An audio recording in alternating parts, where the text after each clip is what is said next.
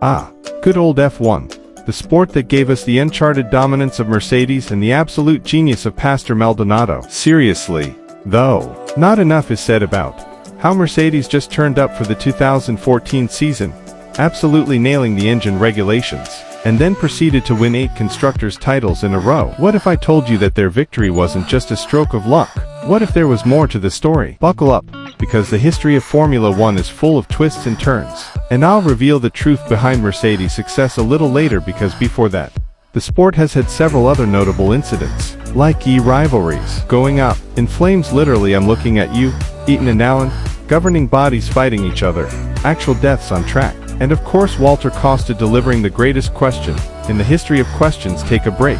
A monkey. Place him into the cockpit, and he is able to drive the car, because who doesn't want to know if a monkey could drive an F1 car? So, of course, I might as well tell you the rest of its history while I'm at it. I can trace its roots back to the earliest state of motor racing. It emerged from the buoyant European racing scene of the interwar years. Plans for a Formula One Drivers' Championship were discussed in the late 1930s, but were conveniently shelved with the onset of a certain war, carried out by a certain man with a certain mustache. Look at this dude. But in 1946 everyone thought, hey, why don't we bring that idea back? So the idea was rekindled, and the first races were held the following year. They finally decided to launch a drivers' championship. It took until 1950 for the details to be hammered out, and in May of that year the first World Championship race was held at Silverstone. Although don't tell the Brits, the first F1 race was actually held a month earlier in France. Only 7 of the 20 or so Formula One races that season counted towards the title. But hey,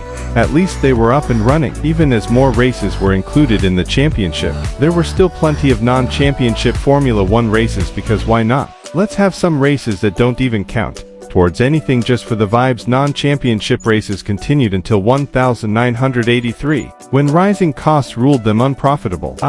Corporate greed defining sport. Where have I seen that before? And let's not forget about the privateers. You know, those drivers who operated on their own and bought and raced their own cars, because nothing screams professional racing is like a bunch of guys who aren't well professionals. Nevertheless, early Formula One was dominated by the pre-war big boys, such as Alfa Romeo, Ferrari, Maserati, and Mercedes-Benz. Although Nino Barrina won the inaugural title, the key driver in the 1950s was Juan Manuel Franco, who won the Drivers' Championship in 1951, 1954, 1955, 1956, and in 1957 with 5 separate manufacturers. Guess he got bored.